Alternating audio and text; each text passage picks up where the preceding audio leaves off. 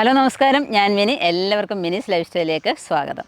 അപ്പോൾ ഇന്നത്തെ നമ്മുടെ വീഡിയോ എന്ന് പറയുന്നത് നമ്മൾ കുറേ കാലമായി നമ്മുടെ കോഴികളെക്കുറിച്ചുള്ളതായ ഒരു വീഡിയോ ഇട്ടിട്ട്, ഇപ്പം കുറച്ച് പേരൊക്കെ പറയാറുണ്ട്, ചേച്ചി കോഴികളെക്കുറിച്ചൊരു വീഡിയോ ഇട്ടിട്ട് കുറേ കാലമായല്ലോ എന്നൊക്കെ. അപ്പം നമുക്ക് ഇന്നത്തെ വീഡിയോ എന്ന് പറയുന്നത് കോഴികളെക്കുറിച്ചാണ്. നമുക്ക് വീഡിയോയിലോട്ട് പോകാം. അപ്പം നമ്മുടെ വീട്ടിൽ തന്നെ നമ്മൾ കോഴിയെ വളർത്താമെന്നുണ്ടെങ്കിൽ കൂടുതൽ വളർത്തണമെന്ന് ഞാൻ തുടക്കം മുതലേ ഒന്നും പറഞ്ഞിട്ടില്ല. കാരണം നമ്മുടെ വീഡിയോ തുടങ്ങുന്ന കാലം തൊട്ടേ ഞാൻ ഒരു അഞ്ചാമത്തെയൊക്കെ വീഡിയോ എന്ന് പറയുന്നത് നമ്മുടെ കോഴിയെക്കുറിച്ചുള്ളതായ വീഡിയോ ആയിരുന്നു. അപ്പം അന്ന് മുതലേ ഞാൻ പറയുന്നതാണ് ഒരു 4-5 കോഴിയെ നമ്മുടെ വീട്ടിൽ വളർത്തുക എന്നുള്ളത്.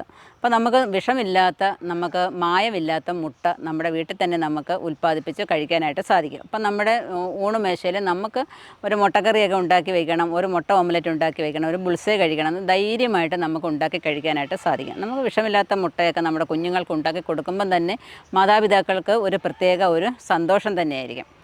അപ്പോൾ അതിനെന്ത് വേണം? എല്ലാവരും ഇപ്പം നല്ല ഹൈടെക് കൂടുകളൊക്കെ കിട്ടും എന്ന് വെച്ചാൽ നമുക്ക് വലിയ ബുദ്ധിമുട്ടുകളൊന്നുമില്ല. മുട്ടയൊക്കെ അതിൽ നിന്ന് എടുത്താൽ മതി. മുട്ടയൊക്കെ എടുക്കാനൊക്കെ എളുപ്പം, പക്ഷേ ഇച്ചിരി പാടും പ്രയാസമൊക്കെ ഉണ്ട്. ഇപ്പം കോഴിയൊന്ന് വൃത്തിയാക്കാനും കോഴിക്കൂട് വൃത്തിയാക്കാനും ഒക്കെ ഒന്ന് ആരെങ്കിലുമൊക്കെ വീട്ടിലുള്ളവരൊന്ന് ഹെൽപ്പ് ചെയ്യാന്നുണ്ടെങ്കിൽ നമുക്ക് നല്ല രീതിയിൽ കോഴിയൊക്കെ വളർത്തിയെടുക്കാനായിട്ട് സാധിക്കും. അപ്പോൾ ഈ 5 കോഴിയെ വളർത്തിയതിന് ശേഷം നമ്മളെയും കൊണ്ട് പറ്റും എന്നുണ്ടെങ്കിൽ നമ്മളെന്ത് വേണം? പിന്നെ നമ്മൾ മുന്നോട്ട് അതിൻ്റെ എണ്ണം കൂട്ടിയെടുക്കാനായിട്ട് ശ്രമിക്കുക. അപ്പോൾ ഇതിന് നമ്മൾ എന്താണ്ട് ഒരു 15 കോഴികളാണ് ഇതിനകത്തുള്ളത്. പിന്നെ നമ്മുടെ പഴയ ഒരു കോഴിയും കൂടെ ഇതിനകത്ത് കിടപ്പുണ്ട്. അപ്പോൾ മറ്റേതിൻ്റെ കൂടെ കിടന്നപ്പോൾ അതിനെ കൊത്തുന്നത് കൊണ്ടാണ് ഇതിൻ്റെ കൂടെ ഇട്ടത്. അപ്പോൾ അവരെല്ലാം ഇപ്പം നമ്മൾ വാങ്ങിച്ചതിൽ നിന്നൊക്കെ കുറേ വളർന്നിട്ടുണ്ട്. നല്ല ഇഷ്ടംപോലെ തീറ്റയൊക്കെ അവർക്ക് കൊടുത്തെങ്കിൽ മാത്രമേ നല്ല രീതിയിൽ വളർന്നു വരികയുള്ളൂ. തീറ്റ കുറവുണ്ടെങ്കിൽ ഇവരെ തമ്മിൽ കൊത്തുകൂടാനും അതിൻ്റെ തൂവലൊക്കെ കൊത്തിപ്പറിക്കാനൊക്കെ ഇടയാവും. അപ്പോൾ എന്തെങ്കിലും അവർക്കൊന്ന് കൊത്തിപ്പറിച്ച് കഴിക്കാനായിട്ട് എന്തെങ്കിലും നമ്മുടെ അയ്യത്തുള്ള പുല്ലൊക്കെ കൊണ്ടിട്ട് കൊടുക്കണം. അവർക്ക് എത്ര തിന്നാലും അവർക്ക് പിന്നെ അടങ്ങിയിരിക്കത്തില്ല. അവർക്ക് എന്തെങ്കിലുമൊക്കെ കഴിച്ചുകൊണ്ടേ ഇരിക്കണം. പിന്നെ ആദ്യം കൊണ്ടുവന്ന സമയത്ത് നമ്മളതിന് സ്റ്റാർട്ടർ വാങ്ങിച്ചു കൊടുക്കുമായിരുന്നു. പിന്നെ നമ്മുടെ വീട്ടിലുള്ള അരിയൊക്കെ ഉണ്ടല്ലോ, അപ്പം അരി, ഗോതമ്പ് അതൊക്കെ നമ്മൾ ഇട്ട് കൊടുക്കുമായിരുന്നു. അരി നമ്മളൊരു അരഭാഗം വേവിച്ചിട്ട് എല്ലാം കൂടെ മിക്സ് ചെയ്താണ് ഇതിന് കൊടുക്കാറുള്ളത്. അവർക്കത് ഭയങ്കര ഇഷ്ടമാണ് കഴിക്കാനായിട്ട്. ഇപ്പം ഇനി മുട്ടയുടെ അധികം താമസമൊന്നുമില്ല. ഇനിയിപ്പോൾ ഒരു 2 മാസമൊക്കെ ആകുമ്പോഴത്തേക്ക് മുട്ടയൊക്കെ ഇടാറാവും. അപ്പോഴത്തേക്ക് നമ്മൾ ഗ്രോവർ കൊടുക്കണം. എന്നുവെച്ചാൽ ധാന്യമൊക്കെ എല്ലാം കൂടെ മിക്സ് ചെയ്ത ഒരു തീറ്റയാണ് ഇവർക്ക് കൊടുക്കുന്നത്.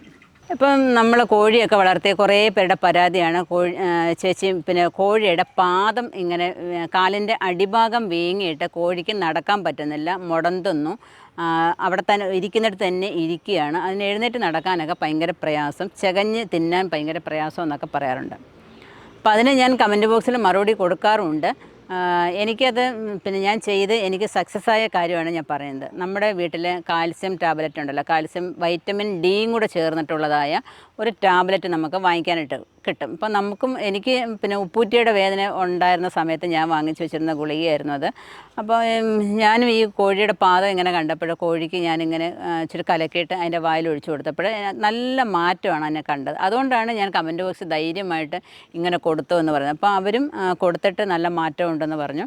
അങ്ങനെ എപ്പോഴെങ്കിലും നിങ്ങൾക്ക് അനുഭവപ്പെടുകയെന്നുണ്ടെങ്കിൽ ആ ഗുളിക നിങ്ങളൊരു ഹാഫ് എടുത്തിട്ട് അതിനെ കലക്കി കൊടുത്താൽ മതി.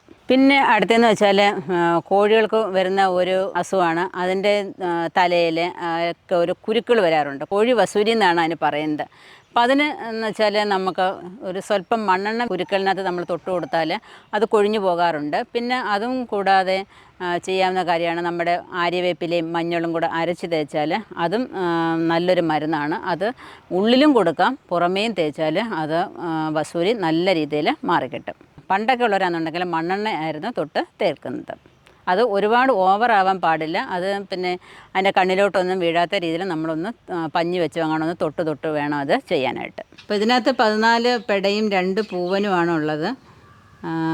ഒരു വലിയ കുഴപ്പമില്ലാതെ എല്ലാവരും വളർന്നു വരുന്നുണ്ട്. കൊണ്ടുവന്ന അത്രയും തന്നെ ഇപ്പോഴും ഉണ്ട്. നമ്മളതിനെ തുറന്ന് വിടാറൊന്നുമില്ല. തുറന്ന് വിട്ടാൽ നമുക്ക് ഇതിൻ്റെ പകുതി പോലും കാണത്തില്ല. കാരണം ഇവിടെ കീരിയുടെയും പട്ടിയുടെയൊക്കെ ശല്യം ഉണ്ടായതുകൊണ്ട് എല്ലാവരും പിടിച്ചുകൊണ്ട് പോകും. അപ്പോൾ നമ്മുടെ പഴയ കോഴികളാണെന്നുണ്ടെങ്കിലും ഇപ്പോൾ അതിവിടെ നിൽക്കുന്നതിൻ്റെ കാരണം അടച്ചിട്ട് ഇരിക്കുന്നത് കൊണ്ടാണ്, അല്ലെങ്കിൽ ഒന്നുപോലും കാണത്തില്ലായിരുന്നു.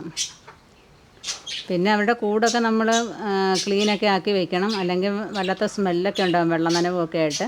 അപ്പം വെള്ളമൊക്കെ നമ്മൾ വെച്ച് കൊടുക്കുമ്പോൾ അതിൻ്റെ ചുറ്റിനും ഇഷ്ടികയൊക്കെ വെച്ച് കൊടുത്താൽ അവിടെ തട്ടി ഒഴിക്കാതെയും വലിയ വാടയൊക്കെ ഇല്ലാതെയും ഇരുന്നോളും.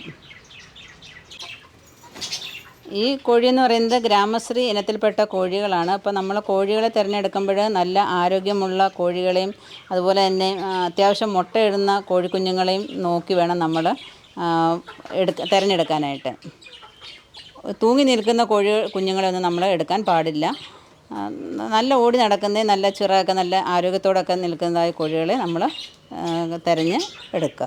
അതുപോലെ തന്നെ നമ്മുടെ കോഴികൾക്ക് ഉണ്ടാകുന്ന ഓരോ അസുഖങ്ങളാണ് തൂങ്ങി നിൽക്കുന്നതായ സമയത്ത്, അതുപോലെ തന്നെ അതിൻ്റെ മൂക്കിൽ നിന്ന് വെള്ളവും ഒക്കെ വരുന്നതായ സമയത്ത് നമുക്ക് പാരസെറ്റമോൾ ഉണ്ടെങ്കിൽ പാരസെറ്റമോൾ നമുക്ക് ഒരു ഹാഫ് എടുത്തിട്ട് പൊടിച്ച് ഒന്നീ ഭക്ഷണത്തിനകത്ത് നമുക്ക് കലർത്തി കൊടുക്കാം, അല്ലെങ്കിൽ അതിൻ്റെ വായിൽ നമ്മൾ എന്തെങ്കിലും സിറിഞ്ച് വെച്ചിട്ട് കൊടുത്താലും അതിൻ്റെ അസുഖങ്ങളൊക്കെ പെട്ടെന്ന് മാറിക്കിട്ടും.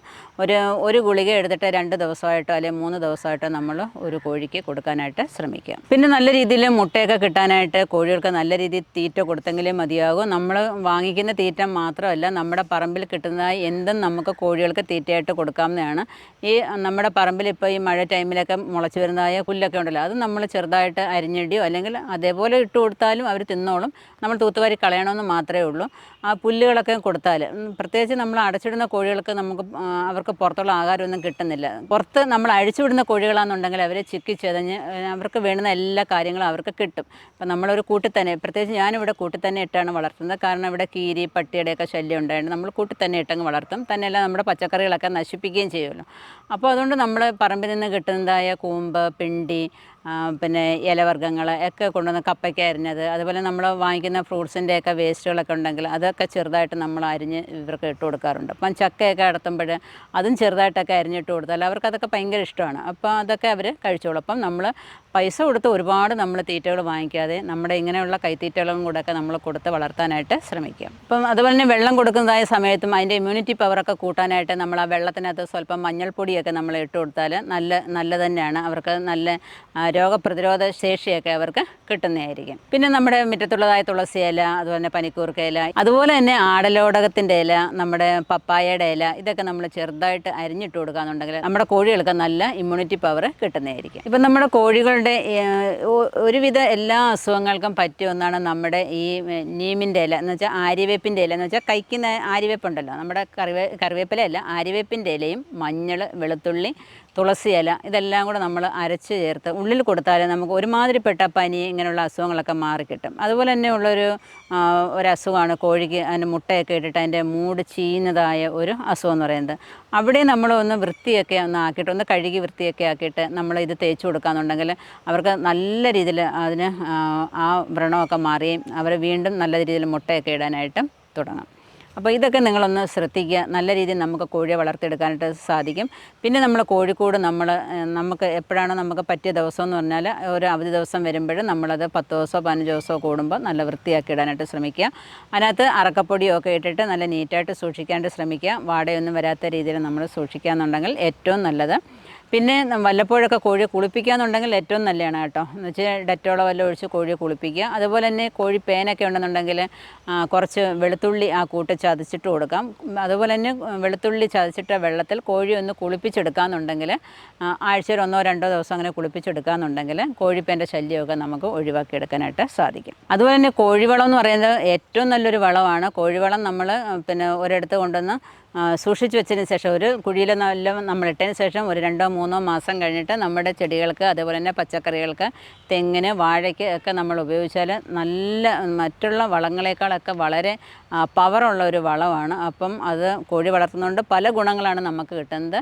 അപ്പോൾ എന്തായാലും സൗകര്യമുള്ളവരൊക്കെ ഈ കോഴി കൃഷിയും കൂടെ ഒന്ന് മുന്നോട്ട് കൊണ്ടുവരാനായിട്ട് ശ്രമിക്കുക. ഈ 3 കോഴികൾ ഗിരിരാജൻ ഇനത്തിൽപ്പെട്ട കോഴികളാണ്. നല്ല വളർച്ചയുള്ള കോഴികളാണിത്. അപ്പം മാംസത്തിനാണെന്നുണ്ടെങ്കിൽ നമുക്ക് മുട്ടയടിയിലൊക്കെ കഴിഞ്ഞിട്ട് മാംസത്തിനാണെന്നെങ്കിലും നല്ല മാംസമൊക്കെ ഉണ്ടാവും കേട്ടോ. അപ്പോൾ അവർ മുട്ടയിടാൻ പരുവായ കോഴികളാണ്. ഒരു 5 മാസം കഴിഞ്ഞ കോഴിയാണത്. ഇവരെന്ന് വെച്ചാൽ നമ്മുടെ ഏറ്റവും പഴയ കോഴികളാണ്. അവർ പിന്നെ ഈ അടച്ചിട്ടിരിക്കുന്നതുകൊണ്ട് മാത്രമാണ് അവർ ജീവനോടിരിക്കുന്നത്. മുട്ടയൊക്കെ ഇട്ട് അവർ വയസ്സ് എന്നാലും വല്ലപ്പോഴൊക്കെ അത്യാവശ്യം നമുക്ക് 3-4 മുട്ടയൊക്കെ ഇവർ തരുന്നുണ്ട്. അപ്പോൾ ഞാനിവിടെ ഒരു കൊട്ടയൊക്കെ വെച്ച് കൊടുത്തിട്ടുണ്ട്. ആ കൊട്ടയ്ക്കകത്ത് കയറിയിരുന്നാണ് അവരെ ഇടാറ്. അപ്പോൾ അതുകൊണ്ട് മുട്ട കൊത്തി കുടിക്കുന്ന പരിപാടിയൊന്നുമില്ല. നേരത്തെയൊക്കെ അങ്ങനെയൊക്കെ ഉണ്ടായിരുന്നു. അപ്പോൾ അവർക്ക് നല്ല രീതിയിൽ ഇതിനകത്തോട്ട് കയറി ഇരുന്നിട്ട് മുട്ട ഇട്ടിട്ട് അങ്ങ് എഴുന്നേറ്റങ്ങ് പോവുകയാണ് ചെയ്യാറ്. അപ്പോൾ മുട്ടയൊക്കെ പൊട്ടിച്ച് കഴിക്കുന്നുണ്ടെങ്കിൽ അവർക്ക് കാൽസ്യത്തിൻ്റെ കുറവാണ്. അപ്പോൾ നമ്മൾ കാൽസ്യം പൊടിയൊക്കെ വാങ്ങിക്കാൻ കിട്ടും. അതുപോലെ തന്നെ കാൽസ്യം ടാബ്ലറ്റും നമ്മൾ കൊടുക്കുകയെന്നുണ്ടെങ്കിൽ അങ്ങനെയുള്ള കുഴപ്പങ്ങളൊക്കെ മാറിക്കിട്ടുന്നതാണ്. പിന്നെ നല്ല രീതിയിൽ ഇലവർഗ്ഗങ്ങൾ കൊടുക്കണം. അന്നേരം അവർക്ക് എന്തെങ്കിലുമൊക്കെ ഇങ്ങനെ കഴിച്ചുകൊണ്ട് നിൽക്കാനായിട്ട് നമ്മൾ കൊടുക്കുകയെന്നുണ്ടെങ്കിൽ മുട്ട കൊത്തി കുടിക്കുന്ന ടെൻഡൻസിയൊക്കെ മാറിക്കിട്ടും. ഇപ്പോൾ ഒരുപാട് കോഴികളെ വളർത്തുന്നവരാണെന്നുണ്ടെങ്കിൽ നമ്മുടെ അടുത്തൊക്കെ ഫ്രൂട്ട്സിൻ്റെ കടയോ പച്ചക്കറികൾ കടയൊക്കെ ഉണ്ടെന്നുണ്ടെങ്കിൽ അവിടുന്ന് നമുക്ക് വേസ്റ്റ് എടുത്തുകൊണ്ട് വന്നിട്ട് അതൊക്കെ ഒന്ന് കഴുകിയിട്ട് അവർക്ക് ചെറുതായിട്ട് അരിഞ്ഞിട്ട് കൊടുക്കാമെങ്കിൽ നമ്മൾ കടകളിൽ നിന്ന് വാങ്ങിക്കുന്ന തീറ്റയുടെ അളവ് നമുക്ക് കുറയ്ക്കാനായിട്ട് സാധിക്കും. അപ്പോൾ അവർക്ക് ഇതൊക്കെ ഭയങ്കര ഇഷ്ടമാണ്. ചെറുതായിട്ട് അങ്ങോട്ട് അരിഞ്ഞിട്ട് കൊടുത്താൽ മതി. ഇപ്പം കുറേ കോഴികളുണ്ടെങ്കിൽ അവരവിടെ നിന്ന് കൊത്തി കഴിച്ചോളും. അപ്പോൾ കുറച്ച് കോഴികളുണ്ടെങ്കിൽ മാത്രമേ ഉള്ളൂ അവർക്ക് കഴിക്കാനായിട്ട് ഒരു മടി വരുന്നത്. അപ്പം കുറേ കോഴികളുണ്ടെങ്കിൽ ഇങ്ങനെയൊക്കെ ഉള്ള തീറ്റകൾ കൊണ്ടിട്ട് കൊടുക്കാമെന്നുണ്ടെങ്കിൽ അവർ നല്ല രീതിയിൽ വളർന്നു വരികയും നല്ല വലിപ്പമുള്ള മുട്ടകൾ നമുക്ക് കിട്ടുകയും ചെയ്യും. അതുപോലെ തന്നെ നമ്മൾ കോഴിയെ സെലക്ട് ചെയ്യുമ്പോൾ നല്ല ആരോഗ്യമുള്ള കോഴികളെ നമ്മൾ നോക്കിയെടുക്കാനായിട്ട് ശ്രമിക്കുക. 4-5 പിടക്കോഴികളെ നമ്മൾ വളർത്തിയാലും നമുക്ക് നല്ല രീതിയിൽ നമുക്ക് മുട്ടയൊക്കെ നമുക്ക് എടുക്കാനായിട്ട് സാധിക്കും. ഇപ്പോൾ സ്വന്തമായിട്ട് ഇഷ്ടമുണ്ട്, താല്പര്യം ഉണ്ടെങ്കിൽ മാത്രമേ കോഴി വളർത്തലിലോട്ടൊക്കെ ആരും വരാവൂ. കാരണം അപ്പുറത്തുള്ളവർ വളർത്തുന്നു മുട്ടയെടുക്കുന്നു എന്ന് കരുതി ആരും കോഴി വളർത്തലിലോട്ട് വരരുത്. കാരണം കുറച്ച് കഷ്ടപ്പാടും കാര്യങ്ങളൊക്കെ ഉള്ളതാണ് ഈ കോഴി വളർത്തൽ എന്ന് പറയുന്നത്. അപ്പം നിങ്ങൾക്ക് ഈ വീഡിയോ ഇഷ്ടപ്പെട്ടെന്നുണ്ടെങ്കിൽ നിങ്ങളും ഇതേപോലെ ഒക്കെ ഒന്ന് ചെയ്യാനായിട്ട് ശ്രമിക്കുക. അപ്പം നമ്മുടെ കൃഷിയോടൊപ്പം തന്നെ ഇങ്ങനെ ഒരു കോഴി വളർത്തൽ ആട് വളർത്തലൊക്കെ ഉണ്ടെന്നുണ്ടെങ്കിൽ നമുക്ക് വളത്തിന് പിന്നെ പ്രത്യേകിച്ച് വേറെ എങ്ങും പോകേണ്ടി വരത്തില്ല.